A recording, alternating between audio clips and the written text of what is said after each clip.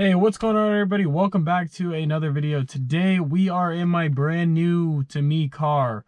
I'm very stoked on this car. Hopefully you guys will be too. Long story short, on the E36 I was going to make a video intended to basically explain why I got rid of it, but I did sell the E36, made okay money on it, so it was just worth it, you know.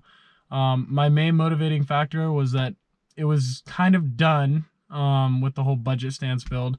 So it was kind of done, it was kind of slow, and realistically, the market for the car that I'm sitting in now is just really good right now. So it was kind of a no-brainer to buy this car for only an extra couple grand. I was able to get myself into one of these. I will show you what this is in 1 second, but I just wanted to get that out of the way.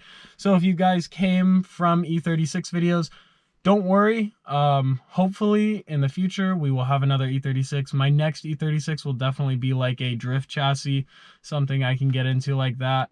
But for now, we are no longer in the E36. We are now in my 2007 BMW E90 335i. Let me walk out here and give you an actual view of what this thing looks like. All right, guys, so here it is. 2007. It's got 105,000 miles. Needs some work. Already got the FCP Euro plate frame on it. I'm gonna be straight up with you guys. I got this car for 5 grand. I can't lie. It's got 105,000 miles. Clean title. It is automatic with paddles, everything. It's the sports package. It's comfort access, and it's cold weather. It's got every package. It's all spec'd out. Only thing is that I'm not stoked about is the gray interior. It did start to grow on me. The interior definitely needs work. For instance, the cup holder here, I'll be making a video on how I'm gonna fix this up and make this look better. I do like the wood grain. I'm gonna keep this, but in general, some of this stuff, I just ordered some carbon wrap to, you know, hopefully solve some of these issues. This cup holder doesn't work. It's jammed. I already pulled it out, tried to unstick it. Other than that, I mean, this car is pretty solid. The only imperfections it's got is a little chipping on interior pieces, especially this door handle here. Back here, if you guys can see that, there's just wear everywhere. It's an older interior, you know, it's a 2007. This car is equipped with the iDrive, which is nice. The iDrive is throwing some codes, but everything works just fine. The climate control works. Heated seats are super nice in the morning. Yeah, but without that, I guess I might as well just start it up for you guys. So we'll go ahead and give this car a start. All right, guys, here's your start. So I will not lie, the car has 2 issues that are not major, but they're very annoying. Shut the fuck up, iDrive. So we have some TPMS sensors that need to be addressed. I'm thinking it's just a battery. Seems to be it's just a battery for the TPMS sensors. This will idle down in a second.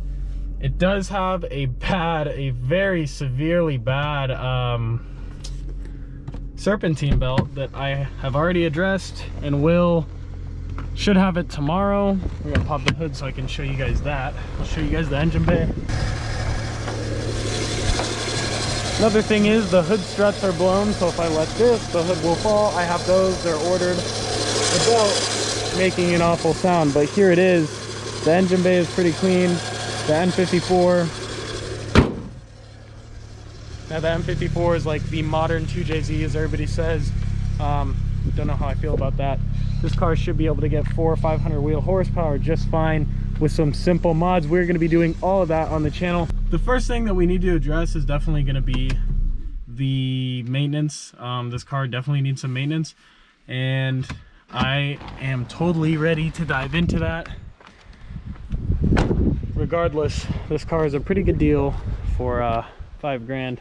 It's had the high pressure fuel pump replaced. It's had the valve cover gasket replaced. New front and rear rotors. It's got a whole book of service records. Now that is my new BMW E90 335i. I mean, I don't know what else to say. It's got everything I want. My desired options were going to be an E92 coupe with the saddle brown leather. It's just hard to find, plus it's pretty expensive. And that car only has 105,000 miles. I can go more into detail about the car if you guys would like in the next video, but my plan for the next video is definitely going to be going over everything that's actually wrong with the car, and we're going to start addressing those things right away and cracking right into that, repairing things, and then we will get into the mods. But I really just want to make the car as perfect as we can, and fix the moderate issues it has, and we'll go from there. But with all this coronavirus stuff, it's pretty hard to get parts. The serpentine belt will be here tomorrow. I paid like an extra 20 bucks through O'Reilly's, so they should have it delivered tomorrow. Then we can do that within the next few days. Hood struts are on their way. TPMS sensors are not ordered yet. I will order those, but those are all the issues I know about now. Everything else functions just fine. The car drives great. Other than that, I guess you guys will have to see in the next video more in depth of this car. Sorry, it kind of sucks, but with all the coronavirus stuff, I've been stuck at work.